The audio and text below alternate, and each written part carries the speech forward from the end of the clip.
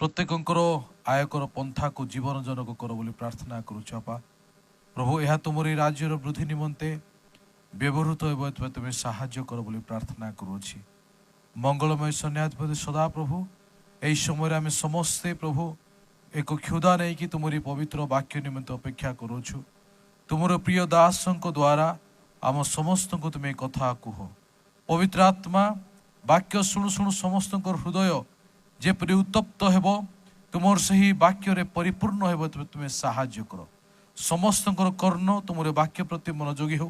कौन प्रकार अंधकार शक्ति मंद आत्मा आम को डिस्टर्ब न करे, आम विरुद्धाचरण न करे। एथिपाई प्रभु तुम्हें दया कर बोली प्रार्थना करुछि। वर्तमान समय को तुमरी प्रिय दासों को उत्सर्गीकृत भेटी को तुम स्तर समर्पण करू करू यही प्रार्थना मानकर उद्धारकर्ता यीशु नाम रे मागुछ पिता, amen amen. Thank you sir. Hallelujah. और जो माने छिड़ा उठी छंती दया करी बसी जाऊँ। और जो माने बुलाबुली करू छंती बारंबार आमे रिक्वेस्ट करूछु आपण माने श्रृंखला रक्षा करंतु। पछाड़े जो माने छिड़ा उठी छंती दया करी आपण माने सामना रे चली आसंतु। अनेक जगह अछि बा चेयर मध्य रे आपण माने बसी जाऊँ। हालेलुया। बोलो प्रभु यीशु महाराज की हालेलुया। आ वर्तमान यह ईश्वर को वाक्य शुणिबार समय अटे। एथिपाई आमे प्रार्थना सहित ईश्वर को वाक्य शुणिबा। आम मध्य प्रभुंर अभिषिक्त दास माने पहुंची जाइछंती। आउ प्रभुंर अभिषिक्त दासों पाए अनेक वर्ष आमे अपेक्षा करिथिलु, प्रार्थना करुथिलु। अनेक थर एई स्थान रे विश्व आज्ञा को आनिबा पाई मध्य चेष्टा करिथिलु, किंतु विफल हेई जाइथिलु। किंतु प्रभुंर अनुग्रह एवं दया द्वारा एई वर्ष आमे तांको पाइछु। एथिपाई मु आपण मानकु समस्त को रिक्वेस्ट करुछि याडे सियाडे बुलाबुली करंतु नाही। प्रार्थना सहित आपण माने समस्ते ईश्वर वाक्य को आपण श्रवण करंतु। हालेलुया। न सुनबा लोक कहंतु हालेलुया। अन्य मनस्क लोक माने कहंतु हालेलुया। ओडिया भी बुझु नांती बोधे। और इस समय हमारा बीच में अभिषिक्त प्रभु के दास bishop doctor Amar Singh sir जी पाया जाते हैं। आइए हम उनको तालियों के साथ स्टेज पर, मंच पर हम स्वागत करें और वचन की ओर वो आगे बढ़ेंगे। जोर से ताली बजाकर, जोर से।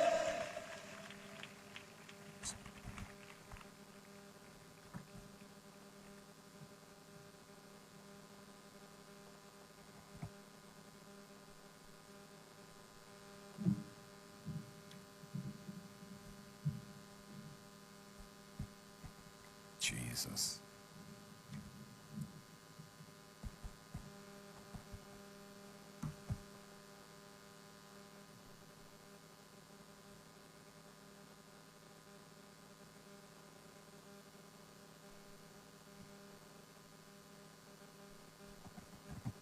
Jesus.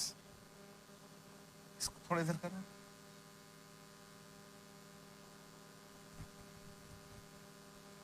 Hello system.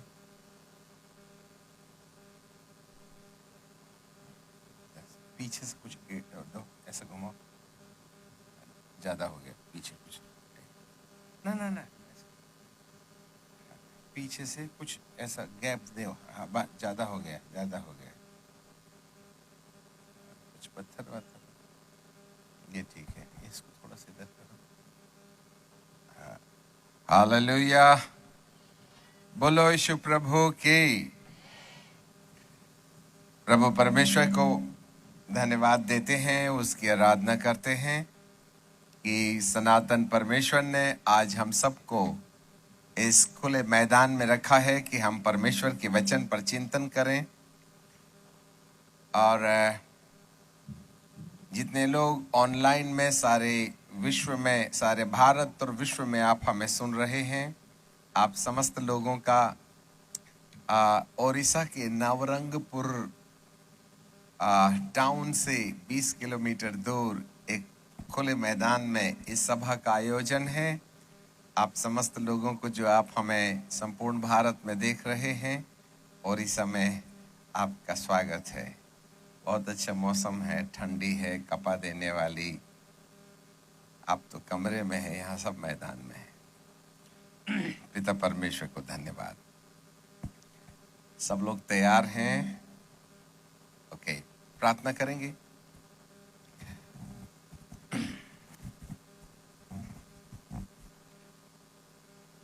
स्वर्ग और पृथ्वी के बनाने वाले परमेश्वर, हम आपको धन्यवाद देते हैं, आपकी आराधना करते हैं, आपकी प्रशंसा और बड़ाई करते हैं। आज आपने इस खुले मैदान में अपने भक्तों को इकट्ठा किया कि हम आपके राज्य के बारे में चिंतन और मंथन करें। प्यारे पिता, एक बार फिर हम अपने आप को आपके शक्तिशाली हाथ में सौंप देते हैं। प्रभु, हमारी बुद्धि को आप अपनी आत्मा के नियंत्रण में लीजिएगा और जो भी आप चाहते हैं वह कहने का अनुग्रह दीजिएगा। प्यारे पिता, एक बार फिर हम आपको अपने आप को आपके हाथों में सौंप देते हैं। आप हमारे संग चलें, आपके दास की बुद्धि को अपने नियंत्रण में ले लीजिएगा और प्रभु, वही जो आप चाहते हैं कहने का अनुग्रह दीजिएगा। यीशु नासरी के नाम से मांग लेते हैं, आमीन। प्रभु परमेश्वर को हम धन्यवाद देते हैं। आज इस सभा में प्रभु प्रेमियों को स्वागत है और अब हम परमेश्वर के वचन पर चिंतन और मंथन किया चाहते हैं। जैसा कि कल हमने देखा कि प्रभु यीशु का इस संसार में आना, उसका सबसे पहली सीढ़ी में जो परिचय है कि वो अपना परिचय देना चाहता है, इंट्रोडक्शन ऑफ मसाया। और इसके लिए उसने सुसमाचार के साथ में चिन्हों और अद्भुत कामों के द्वारा अपने आप को प्रकाशित किया कि मैं साधारण नहीं वरन एक असाधारण व्यक्ति हूं। पानी पर चल के उसने अपने चेलों के विश्वास को अपग्रेड किया। 5 रोटी और 2 मछली को खिला करके उसने बड़ी भीड़ को प्रमाणित कर दिया कि मैं ईश्वर पुत्र हूं। चाहे वो लकवे के मारे हों, चाहे वे जन्म के अंधे हों, चाहे मरे हुए 4 दिन के लाजर के समान लोग हों, इन तमाम चमत्कारों के द्वारा प्रभु अपने आप को मानव पुत्र के अंदर ईश्वर पुत्र होने का दर्शन देते हैं। वो एक परिचयात्मक सेवा है। और उसके बाद प्रभु अपने आप को जब ईश्वर पुत्र होने के बाद भी मनुष्य पुत्र के रूप में मनुष्य के साथ में बातचीत करके करके अब ईश्वर की ईश्वरत्वता को, परमेश्वर की परमेश्वरत्वता को अद्भुत कामों के द्वारा जब वे प्रकट करते रहे हैं, तब प्रभु यीशु के प्रति लोगों की जो आस्था है, विश्वास है, उसको वो जगाना चाहते हैं, जिससे कि लोग इसके बाद प्रभु क्या कुछ करना चाहते हैं इस बात के विषय में मनुष्यों को सोचने का मौका मिले। एक जगह प्रभु यीशु मसीह ने कहा, तुम मुझ पर विश्वास ना करो तो ना करो, परंतु कम से कम मेरे द्वारा होने वाले चमत्कार को देख करके तुम उस अद्भुत कामों पर तो विश्वास कर ही सकते हो कि परमेश्वर ने मुझे भेजा है। इसका मतलब है प्रभु यीशु के द्वारा होने वाली सारी घटनाएं इस ओर इशारा देती हैं कि लोग उसकी ओर ताकना शुरू करें। याकूब के कुएं में उस स्त्री को भी प्रभु यीशु मसीह ने जल के सोते को तोड़ने के विषय कहा, यदि तू परमेश्वर के वरदान को जानती और उसको भी जानती जो तेरे सामने है, तो तू मुझे पानी पिलाने का कार्यक्रम बंद कर देती, परंतु तू मुझसे पानी मांगने का काम शुरू कर देती। और जब मैं वो जल का सोता तेरे अंदर में खोल देता, तो वो अनंत जीवन के लिए, अनंत जीवन तक नहीं, अनंत जीवन के लिए तेरे हृदय से सोता बन करके तेरे अंदर बहते रहता, जिससे कि तुझे अनंत काल तक प्रवेश होने में ये जल का सोता तेरी मदद करता। Pin point. ये सोता अंतिम सीढ़ी नहीं है, ये सोता प्रारंभिक सीढ़ी है, और इसके द्वारा तुम अनंत जीवन तक पहुंच सकते हो। परंतु इससे पहले प्रभु यीशु मसीह ने कहा, यदि तू वो जल पीना ही चाहती है तो अपने पति को बुला ला। तब स्त्री को तो मालूम था मेरा तो कोई पति है नहीं, क्योंकि वे देह व्यापार का काम करती थी। तब उसने ईमानदारी से कहा, मेरा कोई पति नहीं है। तब प्रभु यीशु कहते हैं, तू ठीक कहती है, आगे की कहानी मैं बताऊंगा। तू 5 पति कर चुकी है और 6वां भी तेरा नहीं है। हर पुरुषों के साथ तेरा किराए का और व्यापार के साथ लेन देन है। तब स्त्री ने कहा, मुझे तो तू भविष्यवक्ता नजर आता है, शायद मेरे बारे में जितना मैं नहीं जानती उससे ज्यादा तू जानता है, इसलिए तू देव पुत्र है। ऐसी दशा में बाइबल का परमेश्वर कहता है, उसी समय जैसे ही यीशु ने इस पापनी सामरी स्त्री की गलतियों को प्रकाश में लेके आया और उसने इस बात को मान लिया, उसी समय सोते के ऊपर लगा ढक्कन खुल गया और यहां से वह स्त्री अपना मटका छोड़ करके भागती है और जाकर के लोगों को कहती है, इसने मेरे सारे पाप बता दिए हैं। ये मसीहा है, मसीहा। मुझे चंगाई मिल गई इसलिए मसीहा है। इसने भूत निकाल दिया इसलिए मसीहा है। मेरे बैंक में पैसा जमा हो गया इसलिए मसीहा है। मेरी शादी हो गई इसलिए मसीहा है। मेरे बच्चे नहीं हो रहे थे, 15 साल से बच्चे हो गए इसलिए मसीहा है। जी नहीं, मसीहा की पहचान उसके द्वारा किए जाने वाले आश्चर्य कर्मों से नहीं, वरना आपकी जिंदगी के अंदर पाप की जानकारी के बाद पश्चाताप के रास्ते, हृदय के अंदर से आनंद और शांति के सोते के फूट जाने को, यहां हम कहते हैं इसके अंदर एक परमेश्वर का राज्य समा गया। यूहन्ना की मत्ती की किताब के 12वें अध्याय के 28वें पद में बाइबल कहती है, यदि मैं पवित्र आत्मा की सहायता से दुष्ट आत्माओं को निकालता हूं तो परमेश्वर का राज्य तुम्हारे पास आ गया है। पर परमेश्वर का राज्य आया है, ना तो परमेश्वर का राज्य आपके अंदर आया और ना ही आपके बाहर आया, पास आया है, निकट आ गया है। The kingdom of God is eight hand. जैसे हाथ हमारे करीब है वैसे ही परमेश्वर का राज्य। इससे ऐसे पता चलता है कि प्रभु यीशु मसीह के 9 वरदानों को इस्तेमाल करने के परिणाम स्वरूप प्रभु जो अपना परिचय देता है उससे परमेश्वर के राज्य के करीब आने का प्रमाण मिलता है। परंतु जब परमेश्वर का राज्य आ ही गया है तो हमको उसके अंदर प्रवेश करना है और उसको हमारे अंदर प्रवेश करना है। इसलिए एक बड़े ज्ञानी ने यीशु के पास आकर, यहूदी ज्ञानी ने यूहन्ना रचित सुसमाचार के 3रे अध्याय में निकोदेमुस नाम का एक शास्त्री था, वह प्रभु के पास आकर के कहने लगा, हे प्रभु, जो चमत्कार तू करता है ऐसा व्यक्ति जिसके साथ ईश्वर रहते हैं वही हो सकता है। मुझे समझ में आता है तेरे साथ परमेश्वर के होने के प्रमाण मिलते हैं।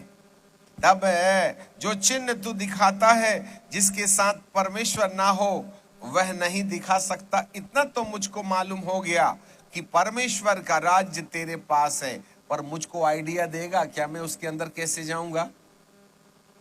लिसन मी केयरफुली, ऐ चमत्कार के भक्तों और ऐ चमत्कार करने वालों, आज की रात कान धर के सुन लेना।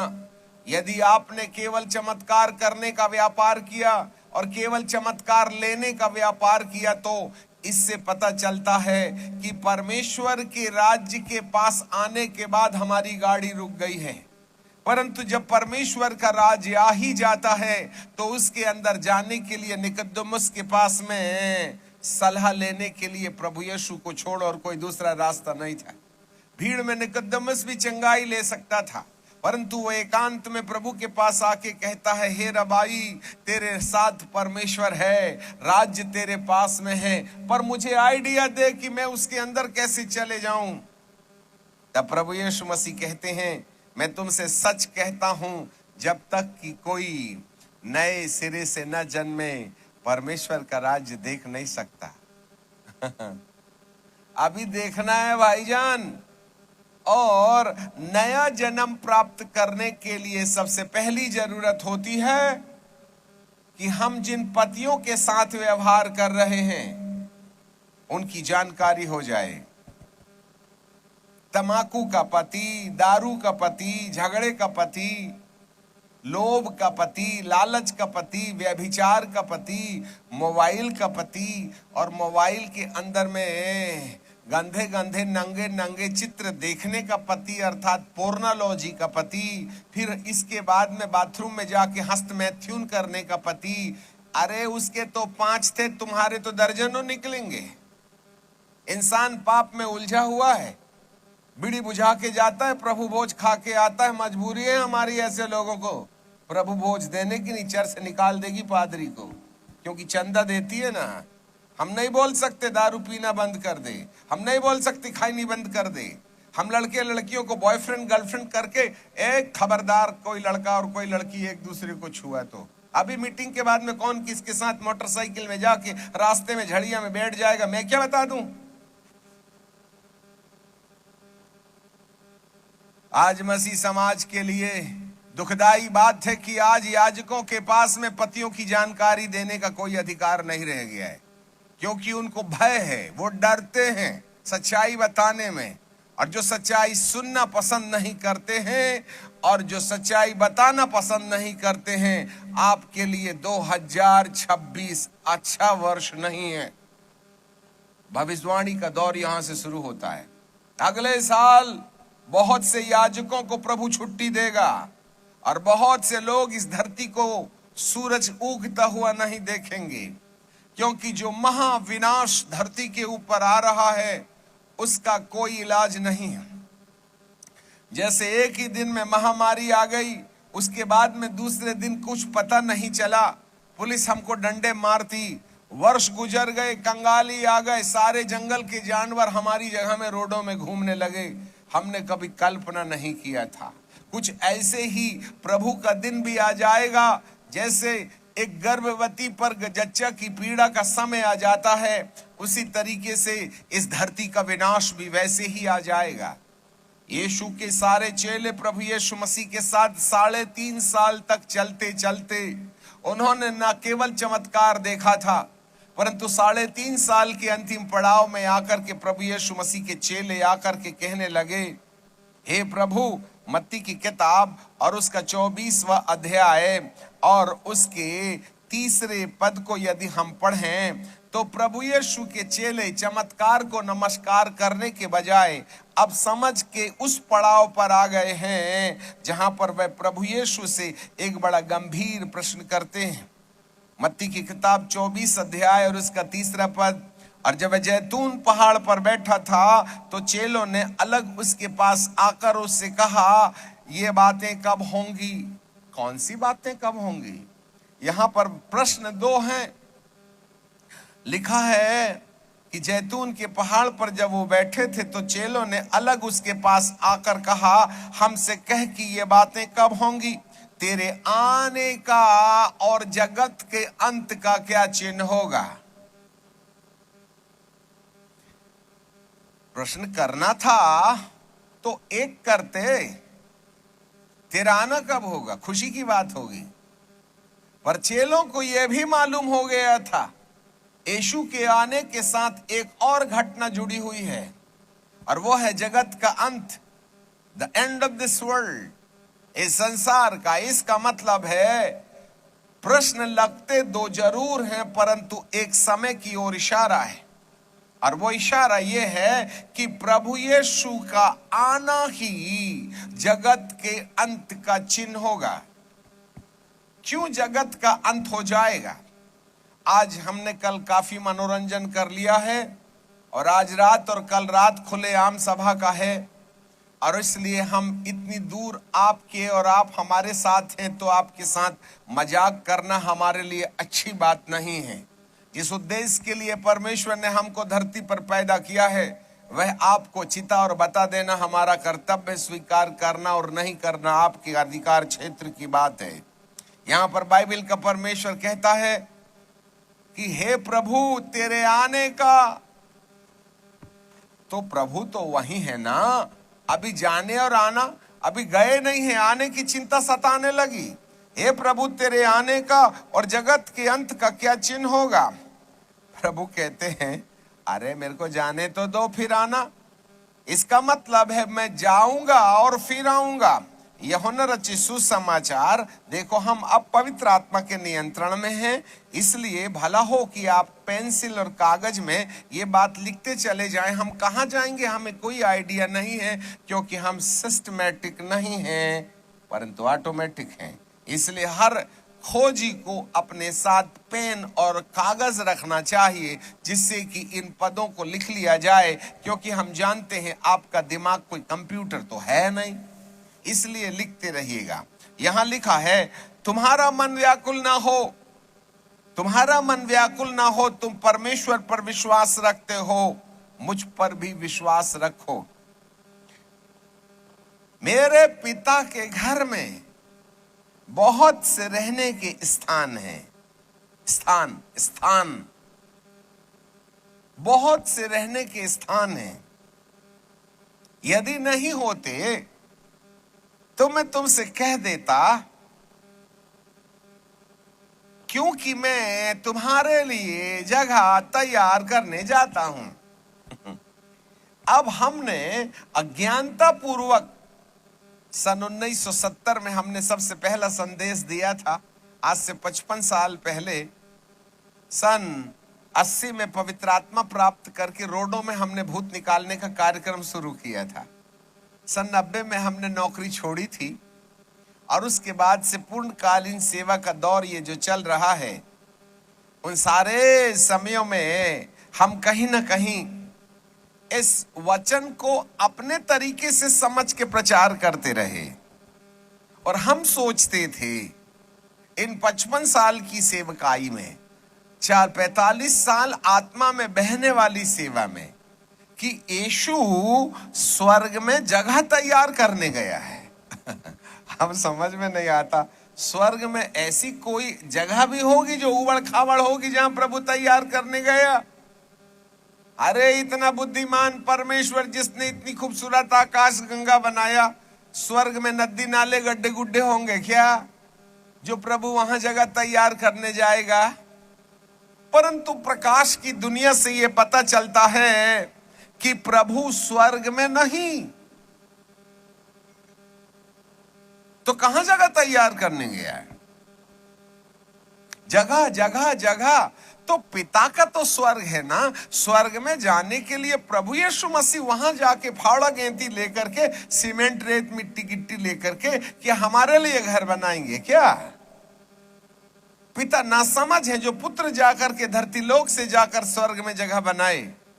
इसका मतलब है ये स्वर्ग में जाने की बात और वहां जगह बनाने की बात नहीं है, परंतु एक ऐसा स्थान है, जरा कान धर के सुनिएगा, एक ऐसी जगह जहां पर प्रभु अपने दूसरे आगमन में आकर के हमको जो मर गए हैं उनको जिंदा करके और जो जीवित हैं उनको महिमा की देह में रूपांतरित करके उन्हें इस धरती से अलग ले जाके एक अलग ग्रह में रखेगा। क्या बोले गुरुदेव? बोले एक ऐसी जगह है जहां हम स्वर्ग नहीं जाएंगे भाईजान, हमको प्रभु यीशु इस धरती से शिफ्ट करेगा, इस धरती से हमको अलग ले जाएगा 7 साल के लिए। वही जगह है, क्योंकि प्रभु यीशु को भी मालूम है और संसार को भी मालूम है ये पृथ्वी आग से जलेगी। यदि मैं आपके लिए दूसरा पत्रस की किताब और उसका 3रा अध्याय, दूसरा पत्रस की किताब और उसका 3रा अध्याय, उसको यदि हम दूसरा पत्रस की किताब और उसका 3रा अध्याय और उसके मैं आपके लिए पढ़ना चाहूंगा 5 पद से, जरा देखिएगा। हाँ, वे जानबूझ करके भूल गए कि परमेश्वर के वचन के द्वारा आकाश प्राचीन काल से वर्तमान है और पृथ्वी भी जल से बनी है और जल में स्थिर है। इन्हीं के द्वारा उस युग का जगत जल में डूब करके नाश हो गया और वर्तमान काल के आकाश और पृथ्वी उसी वचन के द्वारा इसलिए रखे गए हैं कि वे जलाए जाएं। और वह भक्तिहीन मनुष्य जब तक इस धरती पर रहेंगे ना, उन भक्तिहीन मनुष्यों के न्याय और नाश के दिन तक रखे रहेंगे। इसका मतलब है ये पृथ्वी आग से जलेगी। अब आप भी पढ़े लिखे लोग हो, थोड़ा सोच करके देखो, ये वैज्ञानिक लोग मंगल ग्रह में जाके जहां पानी नहीं है, ऑक्सीजन नहीं है, वहां धरती बसाने की बात कर रहे हैं। आपको क्या लगता है, धरती में जगह कम हो गई क्या?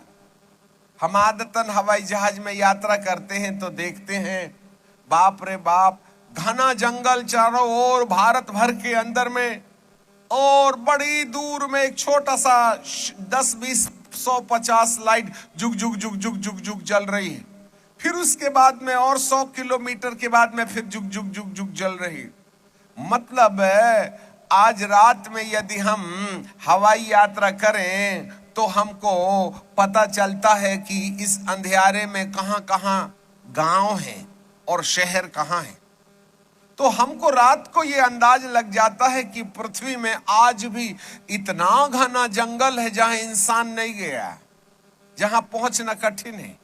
इतनी ढेर सारी जगह आज भी भारत में और संपूर्ण दुनिया में पाई जाती है।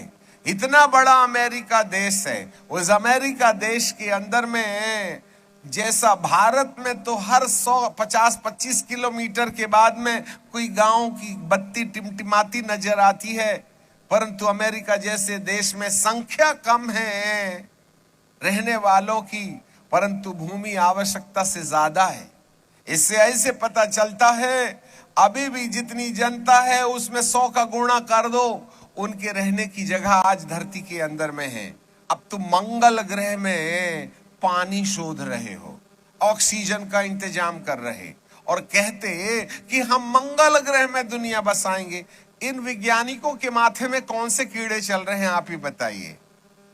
अरे इनके बेटे के बेटे के बेटे के बेटे के बेटे के बेटे के बेटे भी मर जाएंगे तब भी धरती में इतनी जगह रहेगी कि बहुत लोगों को बसाया जा सकता है, परंतु ये अभी से शोध कर रहे हैं। ये शोध इसलिए नहीं कर रहे हैं कि धरती में रहने की जगह खत्म हो जाएगी, पर ये शोध इसलिए कर रहे हैं, उनको आइडिया हो गया है कि ये पृथ्वी एक दिन नष्ट हो जाएगी। अच्छे से याद रखिएगा, ये धरती एक दिन नष्ट हो जाएगी। सूरज में आने वाली सुनामी, समुंदर के अंदर आने वाली सुनामी, बढ़ते हुए कार्बन डाइऑक्साइड, पेड़ पौधों के अंदर में कमियां, मानव के अंदर में विकार, वे भले ही विज्ञान के नजरिए देखते हैं, परंतु उनको अध्यात्म के बारे भी विज्ञान के द्वारा पता लगते चला जा रहा है। उनको आइडिया है ये पृथ्वी नष्ट हो जाएगी। और आज हमने अपनी नेशनल सिक्योरिटी अर्थात अपने राष्ट्रीय सुरक्षा के आधार पर इतना ढेर सारा बारूद, हमने कितनी हजारों लाखों मिसाइलें, बमगोले, हथगोले, गोलियां और परमाणु बम बना रखे हैं। ऐसी 300 पृथ्वियों को 7 मिनट के अंदर में नष्ट किया जा सकता है। इतनी भयानक बारूद हमने जमा कर ली है। यदि हिटलर के समान एक सनकी आ गया ना, तो ये सबको कोयला बना के इंसान को बारूद के अंदर झोंक करके मट्टी में मिला देगा। ये सब वैज्ञानिकों को मालूम है। इसलिए उन लोगों ने इस ग्रह से छटे चुने लोगों को इस धरती से उठा करके किसी और जगह में ले जा करके वो वहां शिफ्ट कर देंगे। और जब ये धरती जल करके सब ठीक ठाक हो जाएगी और इंसान के रहने लायक हो जाएगी, तब उन मंगल ग्रह में रहने वाले लोगों को, इसलिए चंद्रमा भी गए थे, परंतु चंद्रमा में ऑलरेडी उन तमाम वासिंदों ने जो एलियंस है उनको गोली चमका, खबरदार खबरदार इस ग्रह में पैर रखा। अब हमको नासा के वैज्ञानिक बेवकूफ बना रहे हैं तो एक बात अलग चीज है, परंतु 73 में जब हमारे देश से, संपूर्ण धरती से जब कुछ यात्रीगण चंद्रमा में गए, तो उन्होंने संपूर्ण संसार के सामने तो ये नहीं रखा और भ्रांति फैला दी, परंतु एक साइंटिस्ट कहता है चंद्रमा अच्छी जगह नहीं है, वहां जाने की कल्पना खत्म कर देना चाहिए। कहीं ऐसा ना हो कि हम किसी गैर को छेड़छाड़ कर अपने विनाश की तैयारी कर ले। उस समयों के बाद से चंद्रमा में इंसान ने पैर रखना बंद कर दिया, क्योंकि वह किसी और भी प्रजाति की जो गिराए हुए स्वर्गदूत हैं, जो विकसित बुद्धि वाले हैं, जिनके हाड़ हैं, जिनके मांस हैं। अब जो बुद्धिमान है वो सुन ले, उत्पत्ति की किताब के 6वें अध्याय में कुछ गिराए हुए स्वर्गदूत थे इस पृथ्वी में। कई प्रकार के दूत हैं। एक पवन समान दूत हैं, अग्नि समान दूत हैं, बिना पंखे वाले दूत हैं, 2 पंखे वाले दूत हैं, 4 पंखे वाले दूत हैं, 6 पंखे वाले दूत हैं, करूब हैं, शाराफ हैं, जिब्राइल है, यज़ाएल है, रफाएल है, ऐसे आर्क एंजल्स हैं। इन स्वर्गदूतों में के बीच में कुछ ऐसे भी स्वर्गदूत हुआ करते थे जो शरीरधारी थे।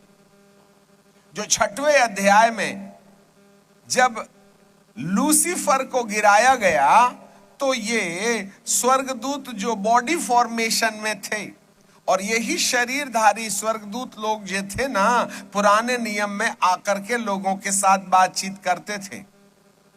अब्राहम बांज वृक्ष के नीचे अपना घर बना रहा था। 3 स्वर्गदूत आ गए, 2 चुप थे, एक बोलता था। अब्राहम ने बकरा काटा, सारा ने दूध गर्म किया। पता नहीं कितने घंटे बकरा काटने, बोटी निकालने और भूंज भांज करने में लगे। ये सारे स्वर्गदूत वहां बैठे थे। आजकल तो स्वर्गदूत हवा समान आते हैं, बिजली समान चले जाते हैं। ये बैठे, उन्होंने खाया पिया और वे सदोम और गमोरा की ओर ताकने लगे। और जब वे सदोम और गमोरा की ओर ताक रहे थे, तो अब्राहम ने देखा मेरा भतीजा रहता है, और कई घंटे तक आर्गुमेंट हुआ वहां। और ये एक बीच में तो चला गया, और दूसरा जो दो स्वर्गदूत सदोम और गमोरा गए। ये स्वर्गदूत धर्मी को दिखना चाहिए ना, तो ये पापी को भी दिख रहे थे। वहां पर बहुत से दारू पीने वाले, व्यसन करने वाले थे। जहां चौक में लूथ बैठा था, सब लोगों ने देखा, अच्छा 2 पुरुष मेहमान आए हैं, रात को अपन चलेंगे, उनके साथ में शारीरिक संबंध बनाएंगे। ये ऐसे स्वर्गदूत थे। रात भर, रात मिडनाइट तक ये स्वर्गदूत लूत के घर में रहे। उनके पंख नहीं थे, वो आदमी के समान दिखते थे। रात को 12 बजे जब भूतों का आतंक मचा, तब इंसान के ऊपर दुष्ट आत्माएं सवार हुई, और ये सीधे जाकर के लूत के घर में दरवाजा खटखटाने लगे और कहने लगे, उन 2 पुरुषों को दे दो, हम उनके साथ भोग लगाएंगे। परंतु लूत ने कहा, 2 मेरी बेटियां हैं, कुंवारी हैं, उनको ले लो। बोले नहीं, हम नेचुरल व्यवहार करेंगे। ये हैं दुष्ट आत्माएं। खैर, इसके आगे हम ज्यादा नहीं बोलना चाहते हैं। इस प्रकार के स्वर्गदूत रहा करते थे। जब लूसीफर गिरा तो ऐसे ही शरीर के रूप में हाड़ मांस वाले स्वर्गदूत भी थे जो स्वर्ग से गिराए गए और लूसीफर के साथ आसमान में हवा में तैरते रहे। वो हवा में आ जा सकते हैं, जी हां, वो कुरूप हो गए, विकृत हो गए। इसलिए शैतान ने अर्थात लूसीफर ने ऐसे ही वाले स्वर्गदूतों का सहारा लेकर के उस युग में कन्याओं के साथ में विवाह करने में दबाव दिया, क्योंकि वो जानता था कि स्त्री मूल के डीएनए को, हेरिडिटी को यदि बिगाड़ दिया जाए तो स्त्री के वंश में जो बालक पैदा होगा वो बालक मेरे लिए बर्बादी का मंजर तय करेगा ना। मैं यदि स्त्री के मूल को बिगाड़ दूं तो उस बालक के पैदा होने का सिस्टम खत्म हो जाएगा और मेरे प्राणों को बर्बाद करने वाला वह स्त्री के वंश का बेटा मेरे सिर को कुचल नहीं पाएगा। इसलिए उसने उन स्वर्गदूतों को इस्तेमाल किया जो शरीरधारी थे, परंतु वो शैतान बन गए थे और उन लोगों ने कन्याओं के साथ में विवाह किया और उनसे जो बच्चे पैदा हुए वो दानव हुआ करते थे। और उन दानवीय मानव को, जो मानव और दानव मिलकर के बने थे, उनको परमेश्वर ने जलमग्न करके उनको ह्यूमन ब्रीड से अलग कर दिया। केवल एक ही परिवार था जिसका नाम था नूहा, और वही एक ऐसा परिवार था जहां गिराए हुए स्वर्गदूतों के साथ संसर्ग की कहानी नजर नहीं आती। परमेश्वर ने नूह और उनकी दोनों बेटियों को और उसकी पत्नी और दोनों दमादों को इन गिराए हुए स्वर्गदूतों के साथ अनैतिक रिश्ता बनाने से बचा के रखा। इसलिए परमेश्वर ने उनके लिए नाव का बंदोबस्त करने की योजना बना ली और परमेश्वर ने नूह को कहा, तू एक जहाज बना लेना और इस पृथ्वी को पानी में डुबाकर नष्ट करने से पहले मैं तुझे सुरक्षित स्थान पर पहुंचा दूंगा। और उसने उन प्राणियों और जीव और जंतुओं का भी चुनाव किया जो लोग परमेश्वर के जो प्राणी, जो परिंदे, जो जीव, जो जिराफ, हाथी, बिल्ली, कुत्ता, जिनको परमेश्वर ने अपने चुनाव में रखा था।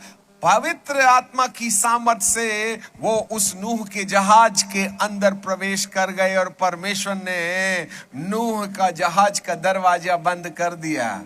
आपको मालूम होवे, इसी तरीके से इस धरती से कुछ लोगों को परमेश्वर इस धरती से उठाकर एक स्थान में पहुंचाएगा।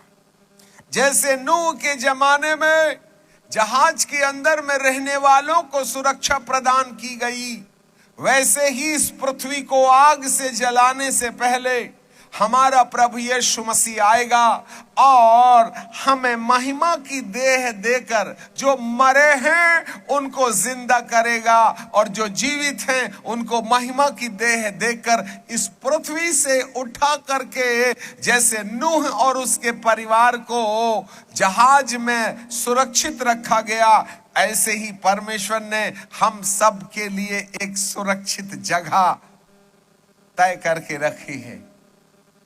और इससे पहले ये पृथ्वी आग से जला दी जाए, प्रभु ने आपके लिए एक स्थान रखा है और उसी स्थान के बारे में प्रभु जी कहते हैं, मैं जगह तैयार करने जाता हूं।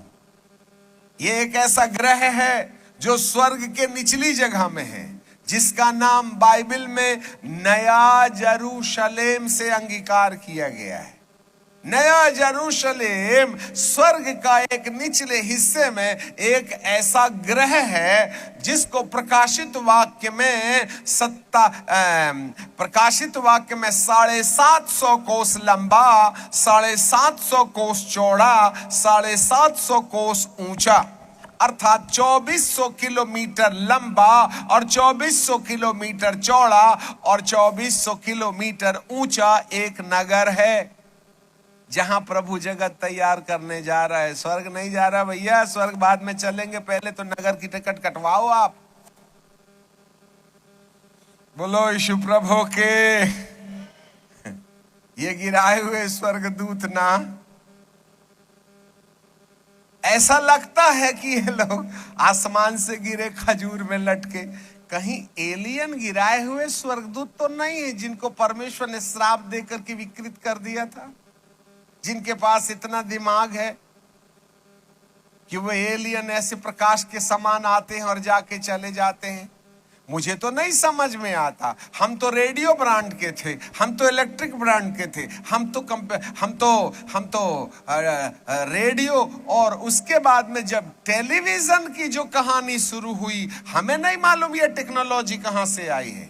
आज भी अमेरिका के 50-50 एरिया के अंदर में किसी का आना जाना प्रतिबंधित है। पता नहीं वहां क्या हो रहा है। कुछ रोशनियां आती हैं, कुछ रोशनियां जाती हैं, हमें नहीं समझ में आता है ये कंप्यूटर कहां से आया। इंसान के पास में इतने कम समय में इतना ज्ञान कहां से आ गया। और बीते 5 से 10 साल के अंदर यदि आप देखें जिस रफ्तार से आज तकनीकी के अंदर विकास हो रहा है, जिसके बारे में कहा नहीं जा सकता है। और अब एक अंतिम तकनीकी आ गई है और वो है AI, आर्टिफिशियल इंटेलिजेंसी, जिसको अब KG1 और KG2 में भी पढ़ाया जाने लगा। अब मोबाइल में एक छोटा सा गोल AI नाम से आता है, इसको सब्सक्राइब करो, उसको डाउनलोड करो, पूरी दुनिया भोग लगाने के लिए बहुत है। AI को इन लोगों ने HI बना दिया, अर्थात कंप्यूटर वाले लोहे से बने हुए तारवार के शरीर में अब उन्होंने एक जिंदे आदमी का दिमाग लगा दिया। AI को HI में बदल दिया। पहले ये सॉफ्टवेयर से काम करता था, अब इंसान के दिमाग को, जिंदे आदमी को कोमा में डालकर उसको मारे भी ना उसका दिमाग लगा के कंप्यूटर में फिट कर दिया। इसलिए अब अपने प्राणों को बचाने का उपाय करो, अकेले अकेले बेटा बेटियां मत जाना, क्योंकि अब मानव तस्करी का काम शुरू हो गया है। क्योंकि जिंदे आदमी को ले जाया जाएगा और ले जाने के बाद में उसको ऑपरेशन थिएटर में डालकर जिंदे आदमी का दिमाग निकाल के ये कंप्यूटर के अंदर डाल देगा, क्योंकि इंसान जो काम करता है उससे कई 100 गुना ज्यादा तेजी से AI काम करता है। इसलिए AI सबकी नौकरी खाने बैठा है। अच्छे से समझ लेना।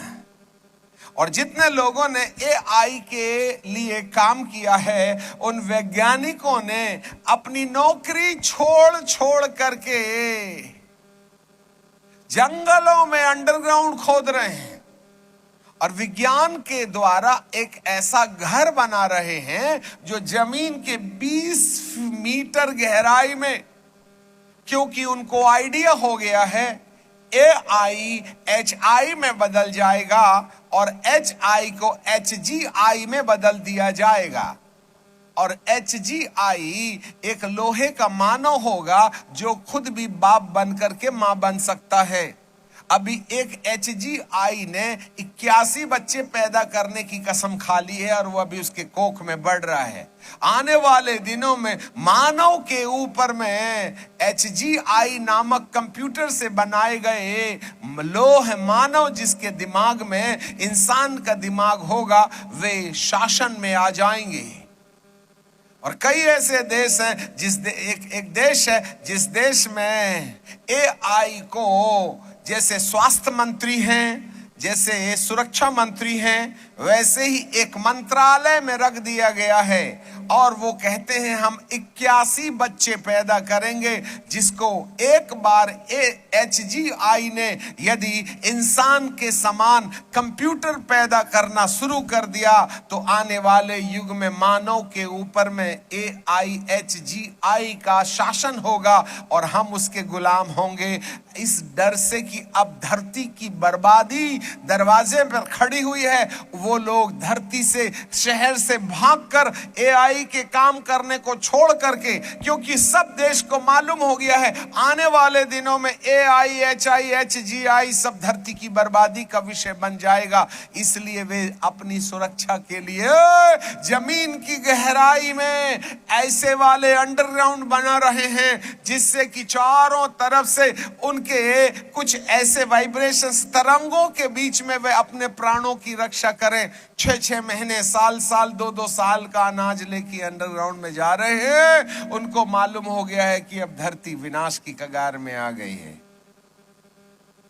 तुमको तो पोर्नोलॉजी देखने से फुर्सत है नहीं, तुमको तो बॉयफ्रेंड गर्लफ्रेंड करने से फुर्सत है नहीं, तुमको यह चीज कहां से समझ में आएगी। इस संसार के राजा ने अंधा करके रखा है। लोग घर बना रहे, शादी विवाह कर रहे, बच्चे नहीं हो रहे, पता नहीं क्या कर रहे। एक लड़का कथक नाच करता था, वो कथक करते करते करते करते बोले मेरे को लड़का अच्छा नहीं लगता, मेरे को लड़की बना दो। उसने माँ बाप से झगड़ करके अपने मूल को बदल लिया और लड़का से लड़की बन गया। बताओ, धरती इतनी बिगड़ गई है। एक लड़की कहती है मेरे को लड़की से अच्छा नहीं लगता, मेरे को लड़का बना दो, तो ऑपरेशन करके उसने लड़का बन गई। 2 लड़कियों में मोहब्बत हो गई तो एक लड़की क्या कहती है, तू लड़की बने रहे, मैं लड़का बन जाती, और वो लड़की लड़का बनने चली गई, तो अब वो लड़का भी नहीं रह गई, लड़की भी नहीं रह गई। मैं पास्टर के घर की बात कर रहा हूं, केरल के अंदर में इतना बिगड़ गया है। आज 11 मूल के लोग धरती पर रहते हैं। एक स्त्री है, एक पुरुष है, और कोई कुछ DNA में डिफेक्ट हो जाए तो किन्नर बन जाते हैं। किन्नर दोष है। ये तो तीनों को स्वीकार किया जा सकता है, परंतु ऑस्ट्रेलिया जैसे, अभी प्रभु के दास ऑस्ट्रेलिया गए थे, उन्होंने आके कहा अंकल बड़े खतरनाक संदेश। बोले ऑस्ट्रेलिया में 11 मूल के लोग रहते हैं। एक आदमी बोलता है मैं बिल्ली हूं, और उसने नाक में मूछें लगवा ले, म्याऊ म्याऊ म्याऊ ऐसा बोलती है। एक आदमी कुत्ता बन गया, पैर से चल रहा है, मुंह में ना आर्टिफिशियल मुंह लगे,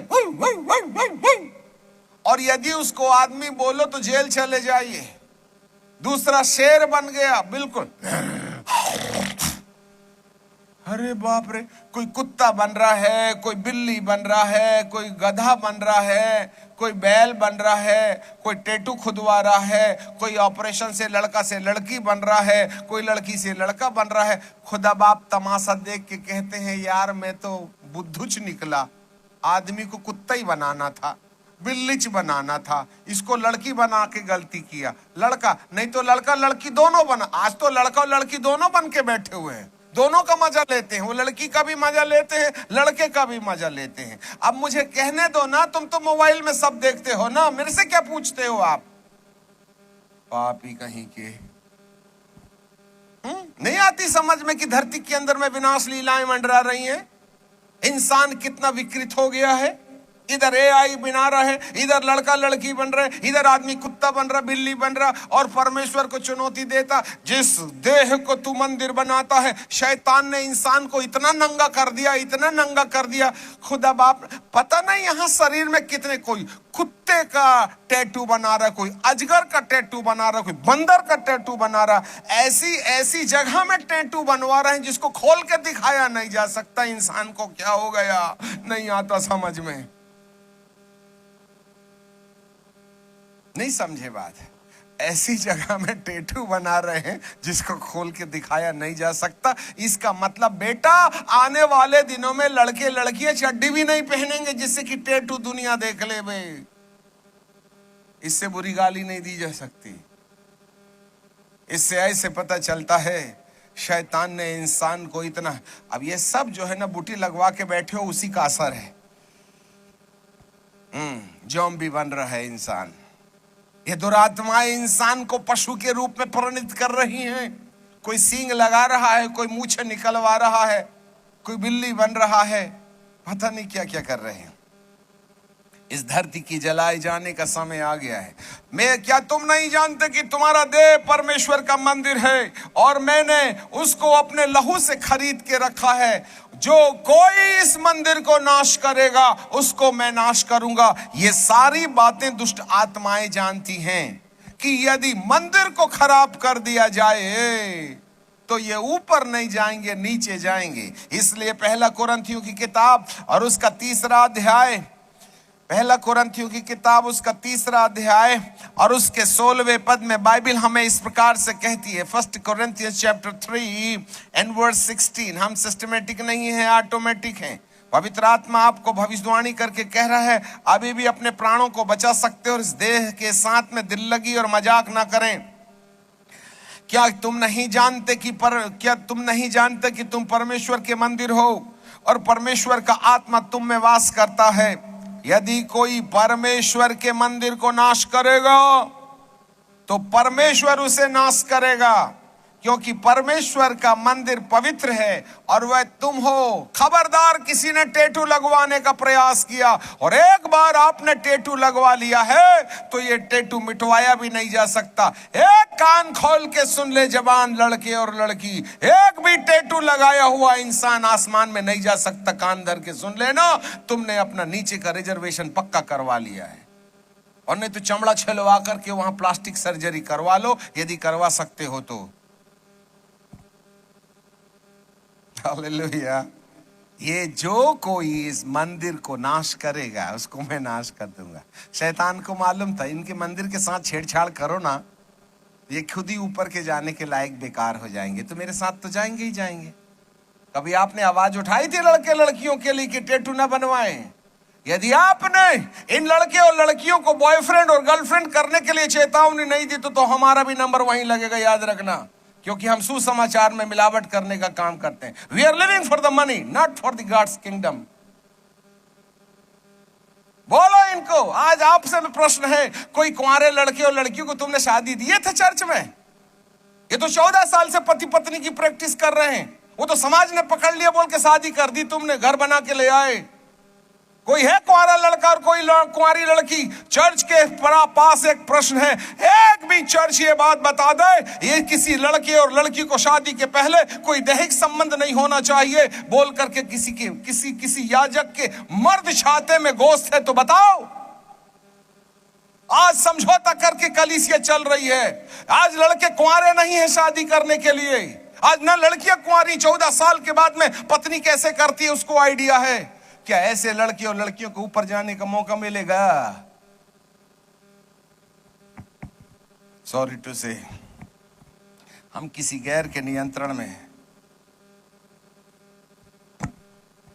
जिसकी आत्मा बौखला रही है 2026 के अंदर में। अरे 20 और 21 में तो लाशों के लिए प्लास्टिक नसीब थी, अगले महामारी के अंदर में तुम्हारे लिए प्लास्टिक भी नसीब नहीं होगे। बक्से का तो बात ही बंद कर दो।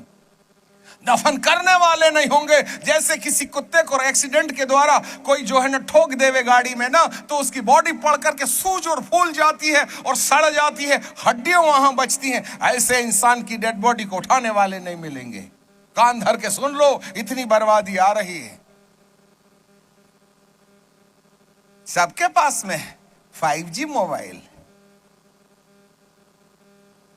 5G सिम, 5G टावर, करो बेटा मस्ती। और अभी 5G टावर से ना जब रेडिएशन मारेगा ना, तब इस शरीर के अंदर में कंकाल बचेगा। हाँ, सबको शौक है। यही तो सबसे बड़ी बर्बादी है। यहीं से तुम्हारी हमारी छुट्टी की तारीख तय की जाएगी। चिंता मत करो। प्यार करते हो ना, हाँ कर लेना। इसी के अंदर है सारा भूत का मामला। हंसने की बात नहीं है, रोना की बात जरूरत है। हंसोगे तो ऊपर वाला एक दिन तुम्हारे ऊपर हंसेगा, जब कीड़े नाक से घुसेंगे और दिमाग का खा के कान से निकल के कहेंगे मजा नहीं आया रे, इसका तो बड़ा गंदा दिमाग था, पोर्नोलॉजी वाला था, बॉयफ्रेंड गर्लफ्रेंड वाला था, इसको खाने में मजा नहीं आया। कान धर के सुन लीजिएगा, यहां हंसने की बात नहीं है, पश्चाताप की बात है। समय के पहले दिसंबर महीना, ये 22 दिन बचे हुए हैं। इसमें यदि कोई इंसान सही रास्ते पर चले तो 2026 में शायद कुछ लोगों के ऊपर दया हो सकती है। अदरवाइज दुष्ट आत्माएं इतना आतंक मचाएंगी क्योंकि जमीन से, जमीन की गहराई से इतने ढेर सारे भूत निकल गए हैं, है ना। प्रकाशित वाक्य की किताब और उसका 9वां अध्याय और उसके 1 पद से हम आपके लिए पढ़ेंगे। Book of revelation chapter 9। और 5वें स्वर्गदूत ने तुरी फूकी और मैंने स्वर्ग से पृथ्वी पर एक तारा गिरता हुआ देखा, और अथाह कुंड की कुंजी उसके हाथ में थी, और उसने अथाह कुंड को खोला, और उस अथाह कुंड से बड़ी भट्टी का सा धुआं उठा, और कुंड के धुएं में से सूर्य और वायु अंधियारा हो गई, और उस धुएं से पृथ्वी पर टिड्डियां निकली, और उन्हें पृथ्वी पर बिच्छुओं की सी शक्ति दी गई, और उन्हें बिच्छुओं की सी शक्ति दी गई। और उनसे कहा गया था, ना किसी पृथ्वी की घास को, ना किसी हरियाली को, ना किसी पेड़ को हानि पहुंचाओ, केवल उन मनुष्यों को जिनके माथे में परमेश्वर की मोहर नहीं है। जिनके माथे में परमेश्वर की मोहर है तो उनके पास मत जाना, और जिनके माथे में परमेश्वर की मोहर नहीं है उनके पास जाना, और उनको 3 महीने तक प्रताड़ित करना। उन समयों में इंसान मरेगा नहीं। जरा देखिए, उन्हें मार डालने का तो नहीं, परंतु 5 महीने तक लोगों को पीड़ा देने का अधिकार दिया गया, और उनकी पीड़ाएं ऐसी थी जैसे बिच्छुओं के डंक मारने से मनुष्य को होती है। उन दिनों में मनुष्य मृत्यु को ढूंढेगा, ना पाएगा, मरने की लालसा करेगा और मृत्यु उससे भागेगी। क्यों? प्रभु जल्दी से निपटा देना। नहीं बोले, मैंने कोरोना में 2020 में और 2021 में इतने ढेर सारे लोगों को मट्टी में मिला दिया यार, न दुनिया बदली, न याजक बदले, और ना ही कलीसिया बदली। जब तक लॉकडाउन था उस समय तक खूब अंधाधुंध जो है ना, मोबाइल देखना, दूध नहीं मिला भैया, चावल नहीं मिला, पेट्रोल नहीं मिला, रोड में गाड़ियां चलना बंद हो गई, पर इंटरनेट में कोई कमी नहीं थी। करो और मरो। बल्कि उन दिनों में इंटरनेट इतना अच्छा काम कर रहा था जिससे कि लोगों को पाप करने का पूरा मजा आ जाए। ये सब दुनिया को भ्रष्ट करने का तरीका है। दूध नहीं, दवाई नहीं, पैरासिटामॉल नहीं, इंटरनेट में नहीं, इंटरनेट बंद करेंगे तो अरे फिर उनको पाप कैसे करवाऊंगा।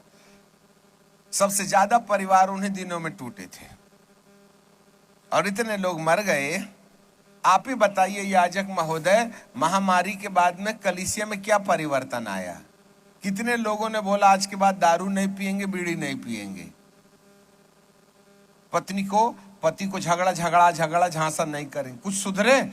बल्कि चंदा कम हो गया हमारा, आने वाले ऑनलाइन में लग गए, है ना। यहाँ रहते तो कम से कम खंजरी बजाते, अब तो वहां बीड़ी भी पीते हैं और तुम्हारा वचन भी सुन लेते हैं।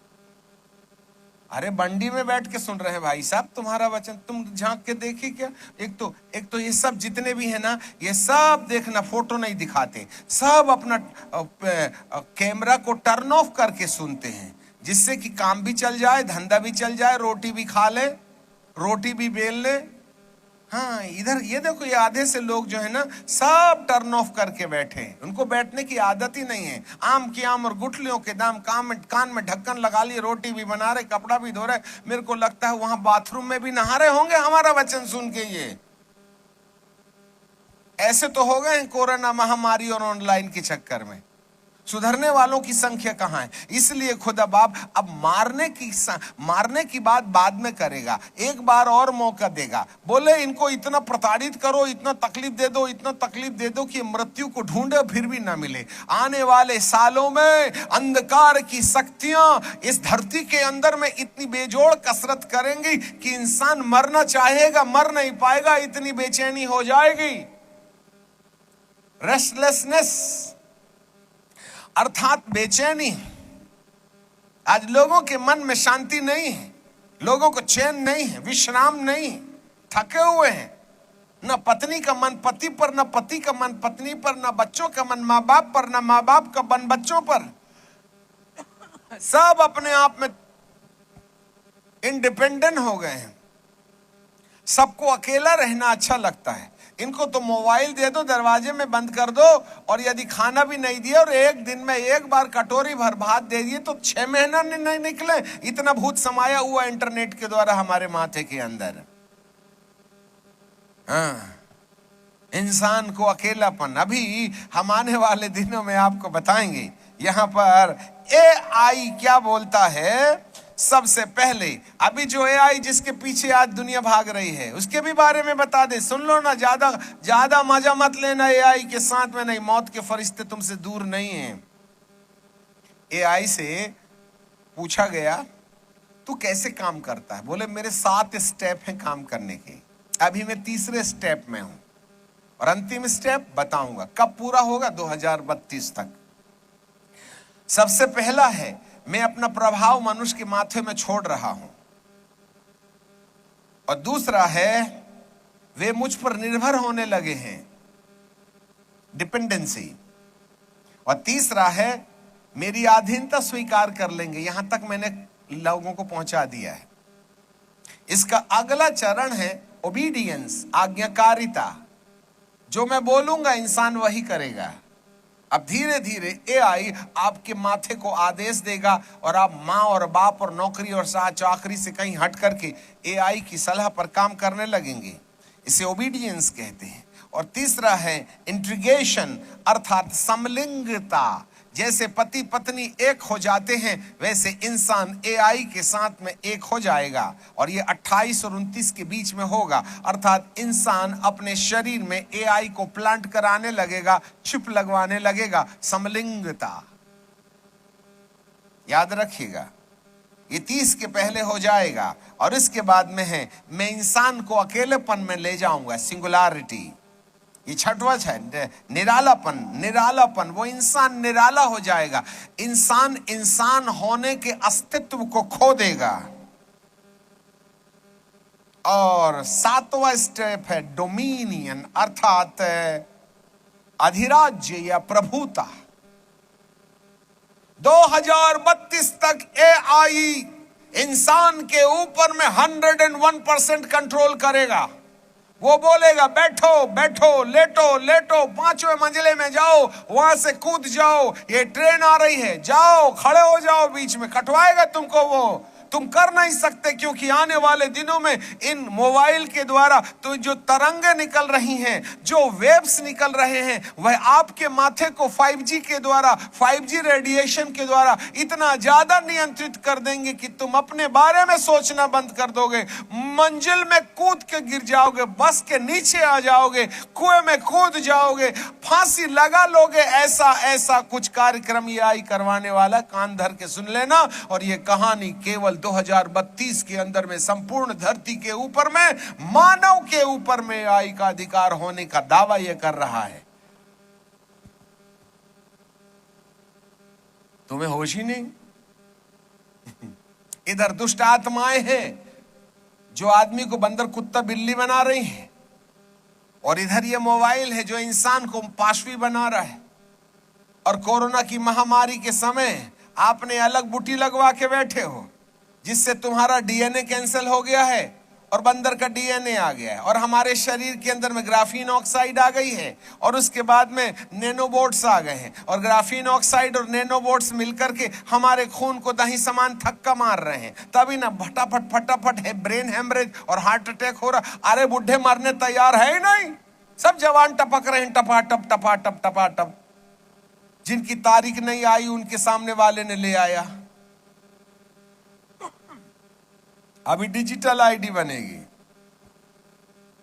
इंग्लैंड में शुरू हो गया। इस ग्रह में रहना है तो डिजिटल तुम्हारा भी बारकोड बनेगा, और बारकोड कहीं और नहीं होगा, इधर ठोंक देंगे, आपका नंबर आ गया, लग गई सील बेटा। ऊपर का रिजर्वेशन कैंसिल, नीचे का कंफर्म। तुमको मालूम नहीं इतने पड़ाव में हम खड़े हैं।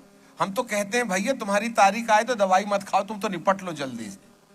क्योंकि अब धरती जीने लायक नहीं रह गई है। इन 5 सालों के अंदर में जो कुछ देखोगे, तुम्हारे बाप दादों ने 100 साल नहीं देखा था, वो देखोगे। क्योंकि धरती में खुदा बाप इंसान को देख करके इतना विकृत हो गया है। वो जैसे नूह के जमाने में मनुष्य को बना के पछताया, आज इंसान को भी बना के परमेश्वर पछता रहा है, क्योंकि हर एक इंसान ईश्वर विद्रोही काम में लगा हुआ है। और यही कारण है उसने इस धरती को आग से जलाने की कसम ठान के रखी। अब नहीं आता समझ में तो मैं क्या बता दूं आपको। लगाओ भोग एआई के साथ में।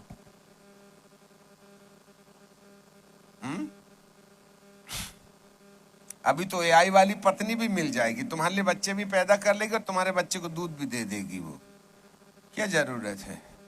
शादी में 2 लाख लगते हैं, 1.5 लाख में पुतली मिल जाएगी, पूरा मजा देगी जो औरत देती है। उससे बड़ा और क्या करना है?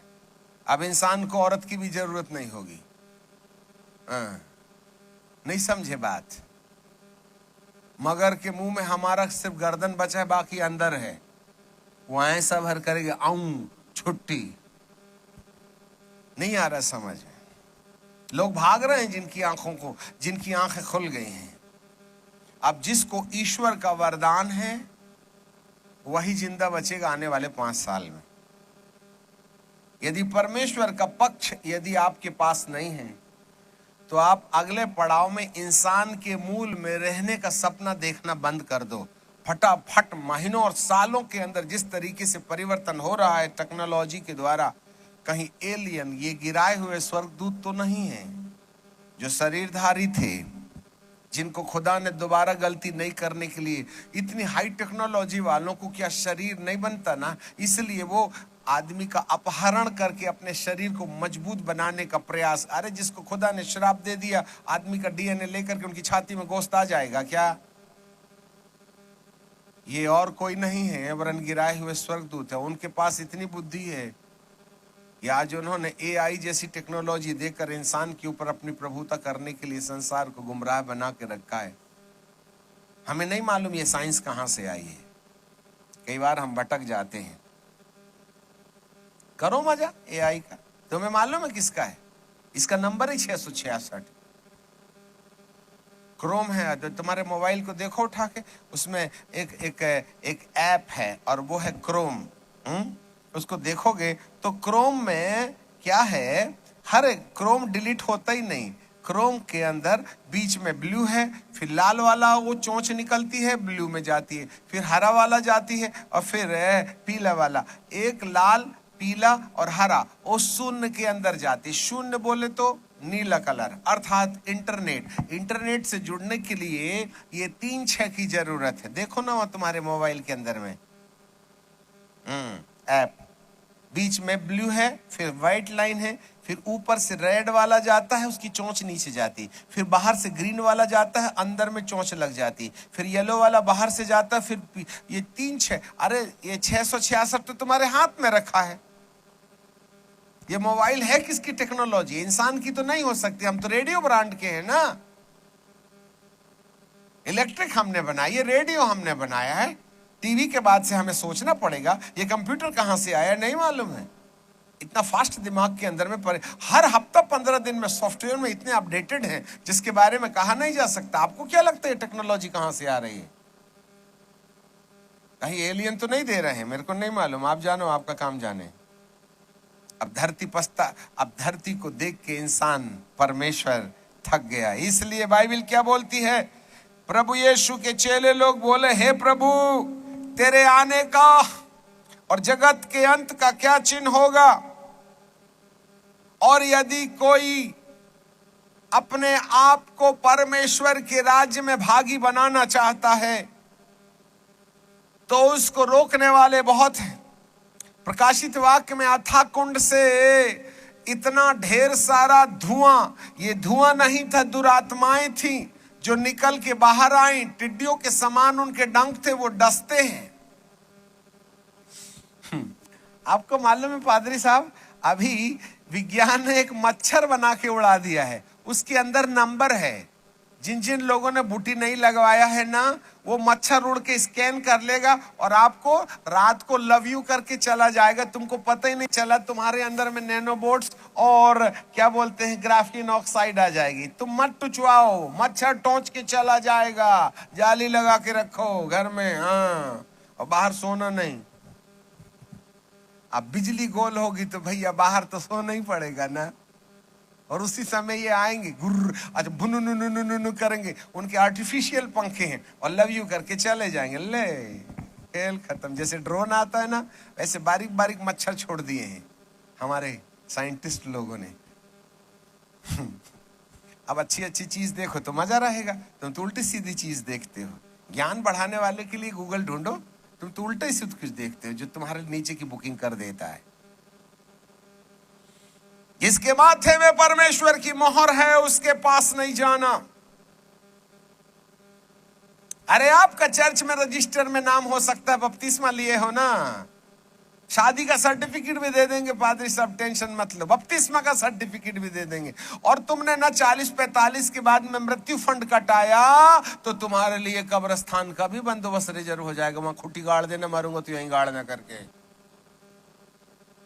आजकल बुढ़े लोगों के लिए चर्च जो है मृत्यु फंड काट रहा है।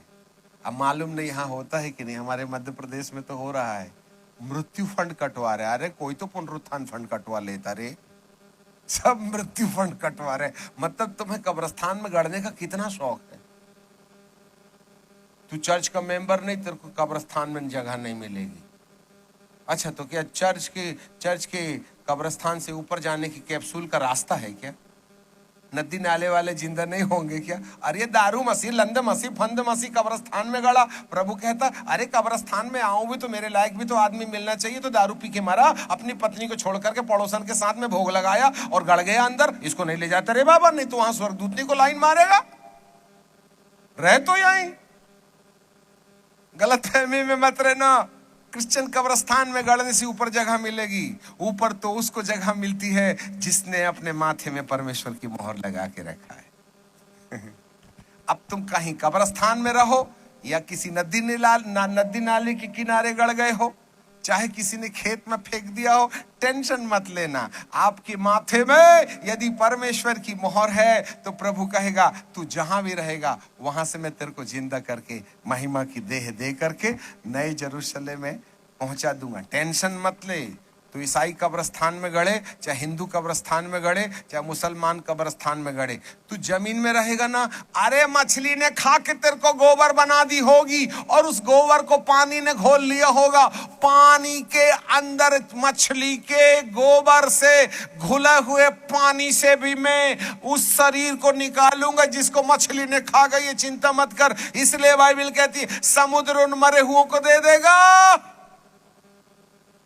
और यदि कोई धर्मी पानी में डूब के मर गया, जिसको मगर खा गया, गोबर बना दिया, गोबर पानी में घुल गया, उस पानी में घुले हुए गोबर से मेरा यीशु इसी शक्ल का एक शरीर निकाल के बाहर करेगा। अरे मौत उसको दफन नहीं कर सकती तो क्या मगर का गोबर उसको दफन कर देगा? एक बार जिस शरीर को मैंने अस्तित्व में लेके आ गया हूं उसको कैसे फिर से महिमा की देह में रूपांतरित करना है मेरे को आइडिया है। तो मेरे को ज्ञान मत बांटो। इसलिए अंदर गड़ो, बाहर गड़ो, इधर गड़ो, उधर गड़ो, मछली खा ले।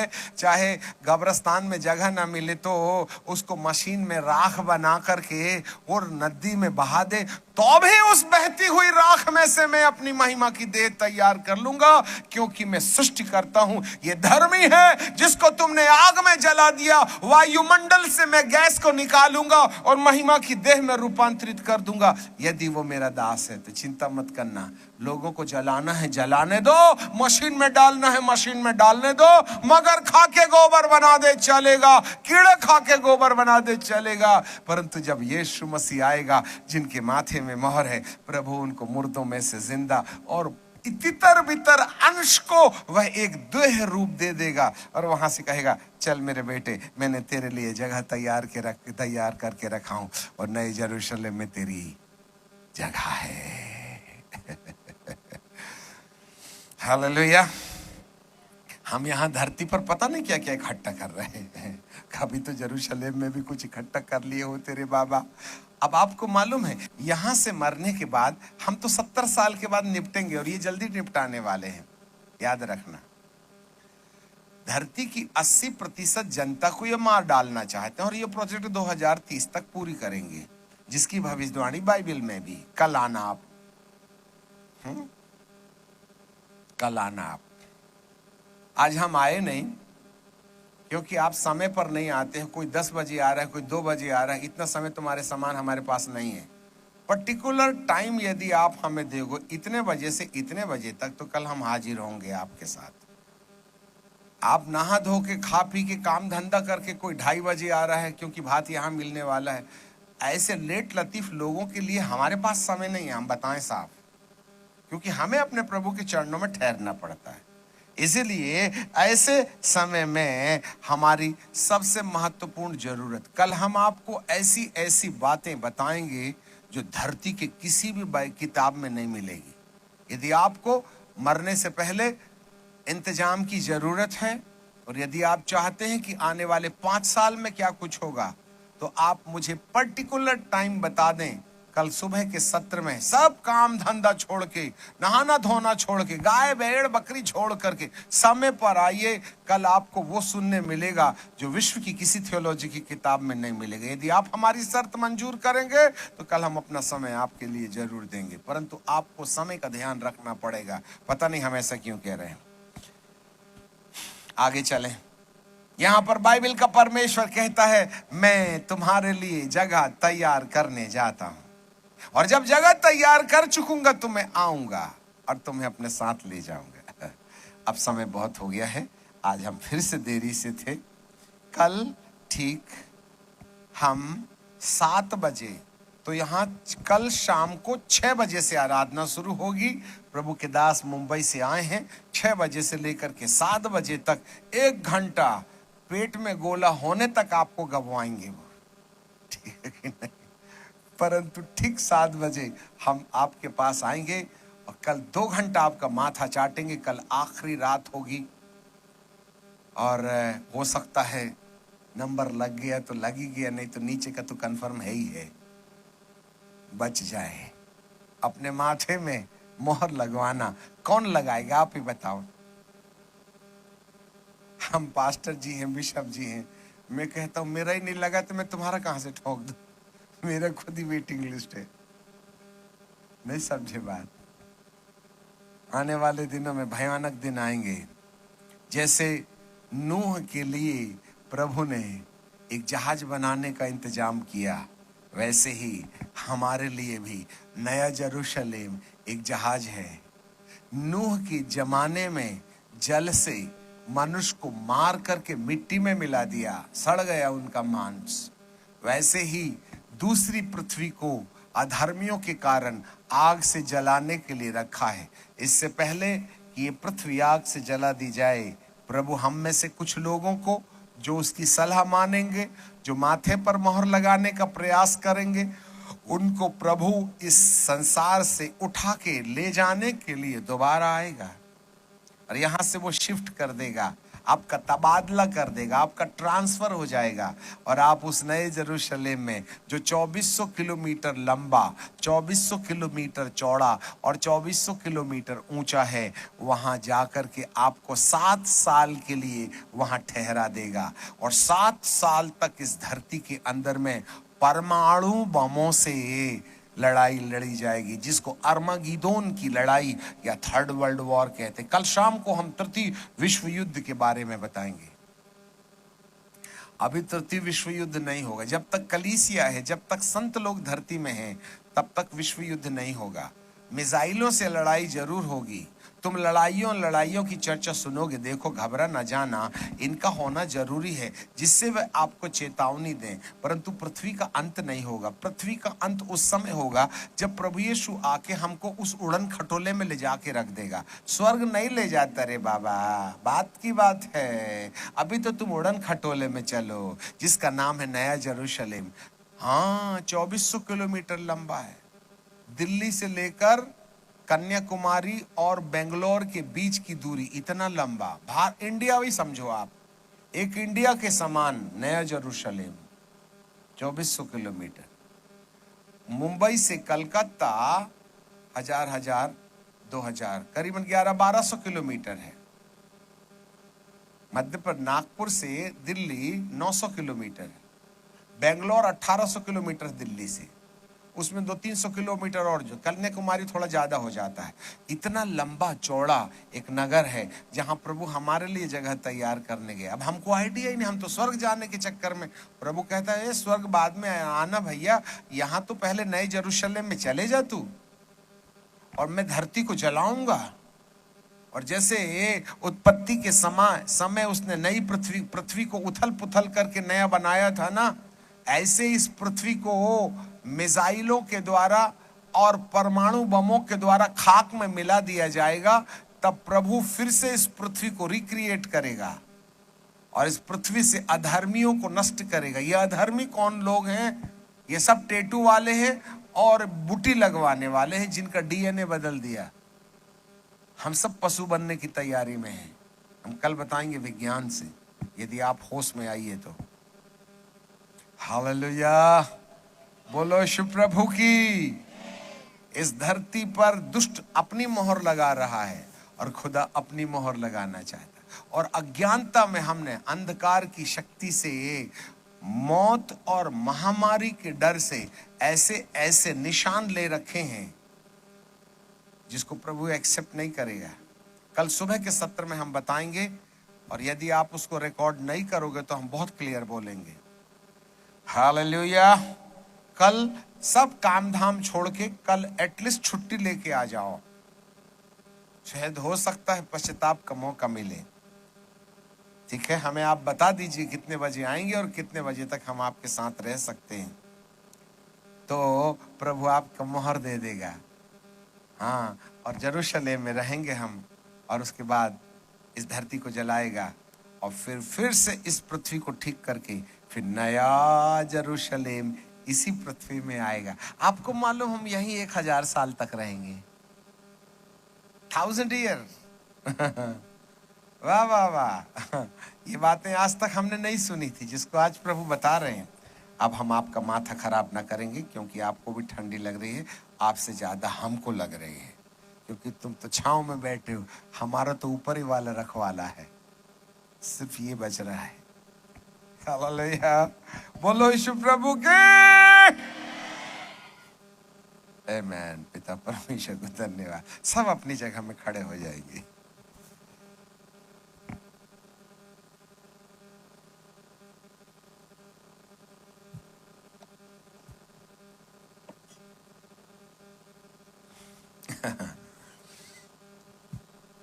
ठीक है, कल ऑल्टर कॉल में बुलाएंगे। आज तो समय खत्म हो गया है। ठीक है, आज हम फिर छुटकारे के लिए प्रार्थना करेंगे।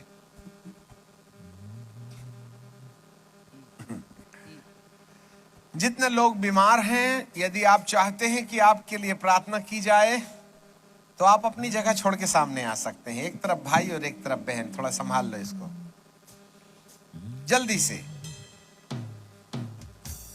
जिनको रात को डरावने सपने आते हैं, जादू टोने का प्रभाव है, भय लगता है, रात को नींद नहीं आते, बुरे बुरे ख्याल आते हैं, कमर में दर्द है, शुगर की बीमारी है, पेट में दर्द है, छाती में गोला है, गर्दन दुखती है, स्पॉन्डिलाइटिस है, कम ऑन जल्दी से आओ।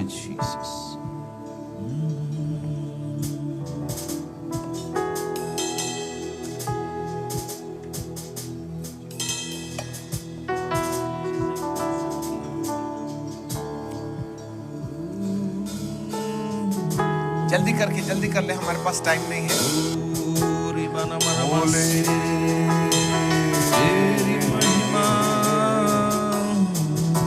भाई लोग एक तरफ, बहन लोग एक तरफ, जल्दी जल्दी जल्दी। यदि नहीं है तो ऐसी सिंपल प्रार्थना करके खत्म करेंगे। फिर आप हमसे मिलने के लिए होटल में मत आना। तेरी महिमा से, तेरी सामर्थ से फिर से अभिषेक कर दे। बहन लोग एक तरफ, भाई लोग एक तरफ। महिमा से, तेरी सामर्थ से फिर से तू अभिषेक कर दे। आप पवित्र आत्मा, थोड़ा सा पीछे पीछे Oh, पीछे, yes. पीछे का सब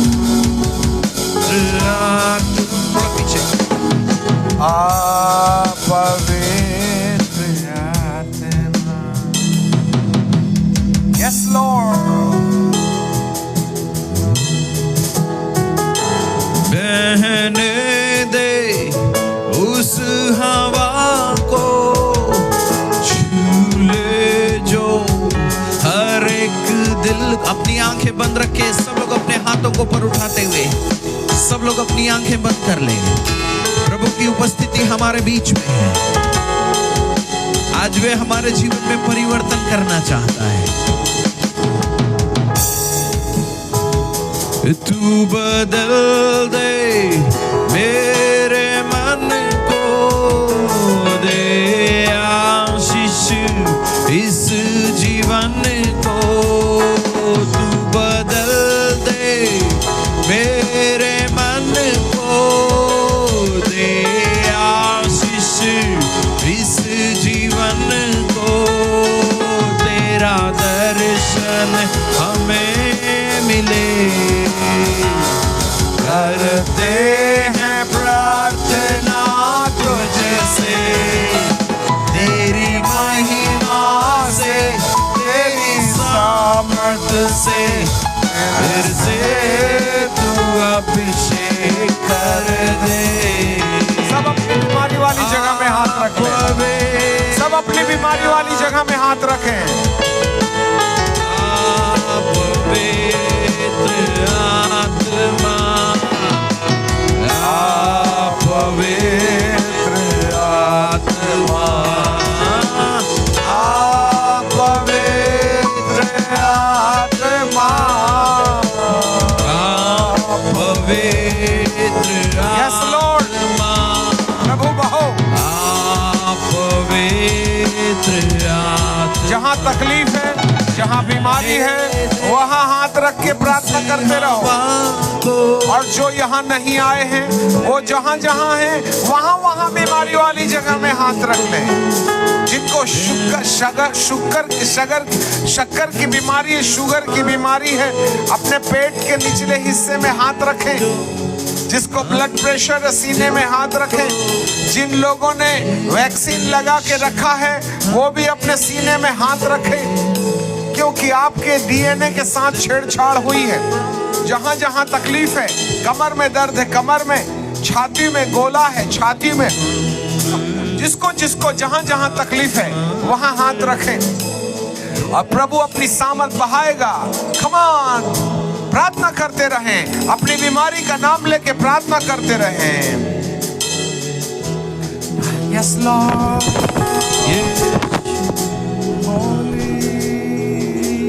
रहने दे उस हवा को, झूले यस लॉर्ड, हर एक दिल को।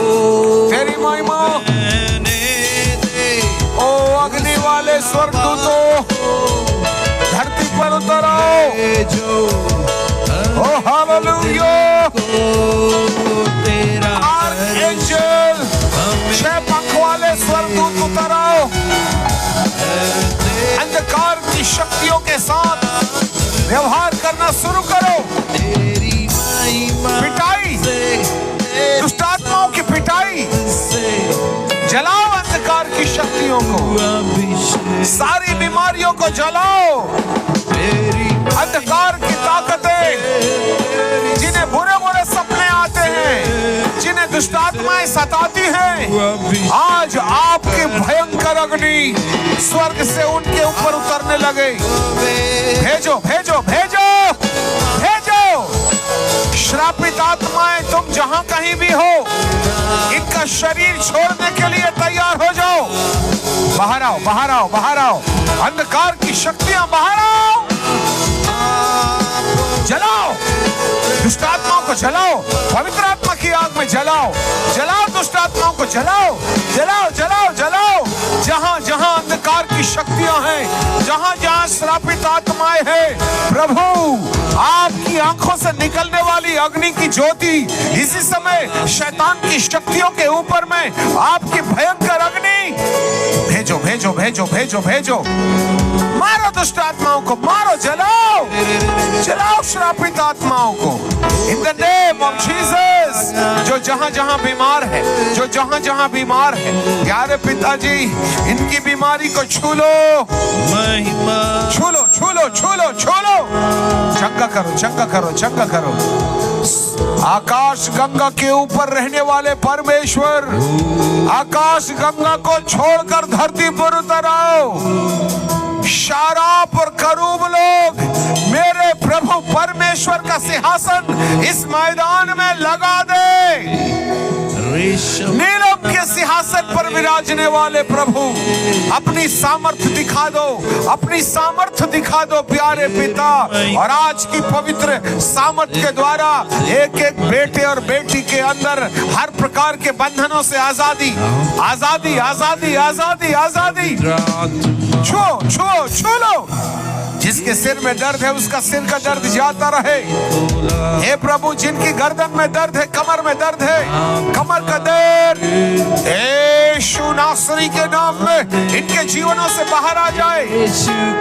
पिता, जिनकी छाती में गठान है, जिनकी छाती में गठान है, उनकी गठान यीशु नासरी के नाम में इसी समय पवित्र आत्मा की अग्नि में जल जाए।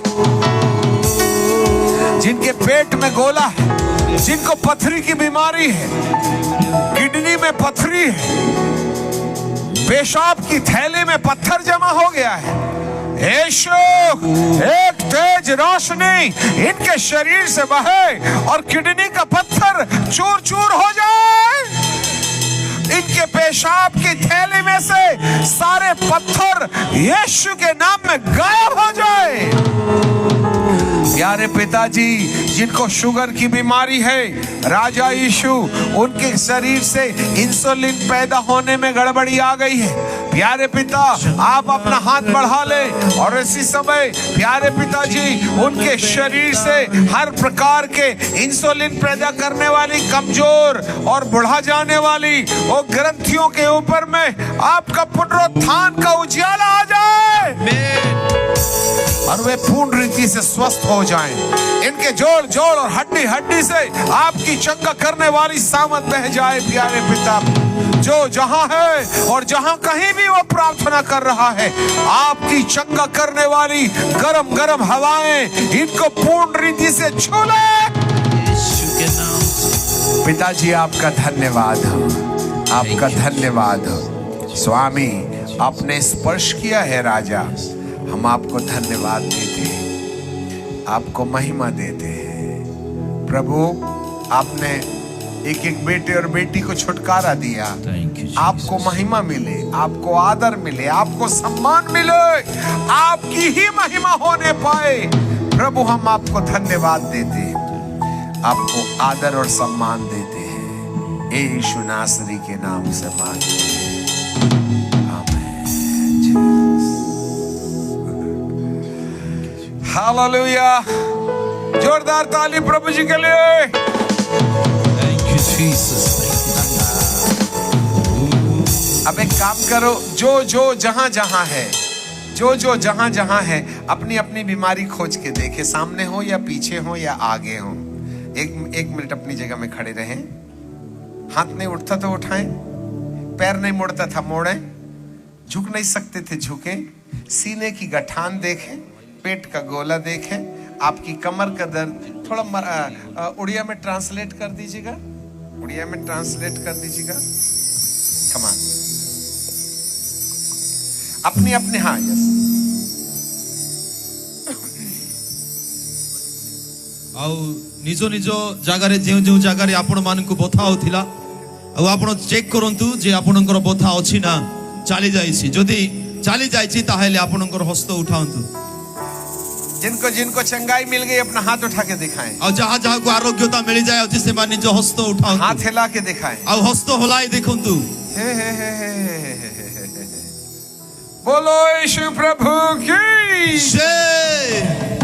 पिता परमेश्वर को धन्यवाद देते हैं।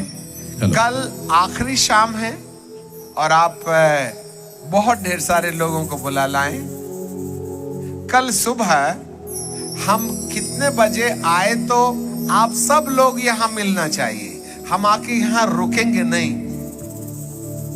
कितने बजे ऑर्गेनाइजर्स प्लीज, कितने बजे यहाँ कितना बजे सब लोग आ जाएंगे? 11 11:30। सब लोग 11:30 बजे यहाँ आएंगे। 9 बजे 9 बजे। अच्छा, सब लोग 9 बजे आएंगे, आराधना करेंगे। प्रभु के दास इतनी दूर से आए हैं, वो गाना गा गा के आपका गरम पंचर बनाएंगे, ठीक है? और ठीक हम 11:30 बजे आएंगे। Thank you, जी। Right, hallelujah. प्रभु परमेश्वर को धन्यवाद। सब और लोग कल हम ठीक 7 बजे यहाँ आएंगे और इससे यहाँ सभा 6 बजे से शुरू होगी। 7 बजे हम माइक में लेंगे। कल आखिरी दिन है, बहुत ढेर सारी बातें बताएंगे, ठीक है? हमारी लिखी हुई किताबें कहाँ है? लिखी हुई पीछे सामने है। पीछे में हमारी लिखी हुई किताबें हैं, आप उनको खरीद के ले जाएं। नहीं है तो कल आप लेके जाए, कल आखिरी समय होगा। सब अपनी आंखें बंद करेंगे, अपने हाथों को ऊपर उठाते हुए सब अपनी आंखें बंद करें। अपनी Thank आंखें you, बंद करके, Jesus. Thank you Jesus. ओ, अपने हाथों को ऊपर उठाते हुए अपनी आंखों को बंद कर ले। हा हा हा हा लेलुया। सब लोग ऊंची आवाज से बोलेंगे हा हा हा हा लेलुया। हा हा हा हा लेलुया। हा हा हा हा लेलुया। सब लोग अपने हाथों को ऊपर उठा लें। सारे लोग अपने हाथों को उठा के आखिरी बार हम परमेश्वर पिता को धन्यवाद देंगे। हा हा हा हा लेलुया। हा हा हा हा लेलुया। हा हा हा हा लेलुया। दिल की गहराई से बोलेंगे हा हा हा हा लेलुया। हा हा हा हा लेलुया। हा हा हा हा लेलुया। हा हा हा हा लेलुया। एक साथ हा हा हा हा लेलुया। हा हा हा हा लेलुया। हा हा हा हा लेलुया। हा हा हा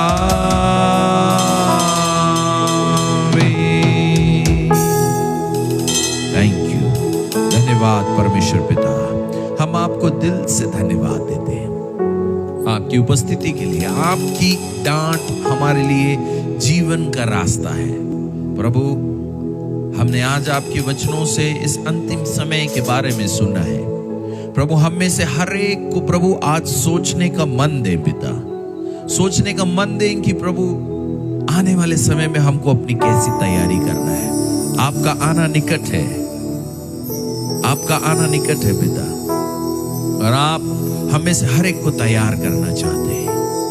सब लोग अपने सीने में हाथ रखें। सब लोग अपने सीने में हाथ रखें। अपनी आंखों को बंद रखें, अपने सीने में हाथ रखें। प्रभु होने दीजिए जो भी वचन आज सुनाया गया है, जो भी बातें हमने सुनी है पिता, ये सब बातें मिलकर मेरे जीवन को एक बड़े परिवर्तन में लाने पाए।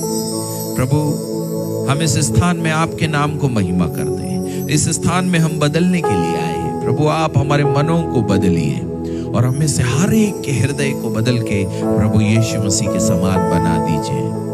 प्रभु आपको धन्यवाद देते हैं, महिमा आपको देते हैं, आदर गौरव और सम्मान से पापी को देते हैं। प्रभु यीशु मसीह के नाम से हम मांग लेते हैं।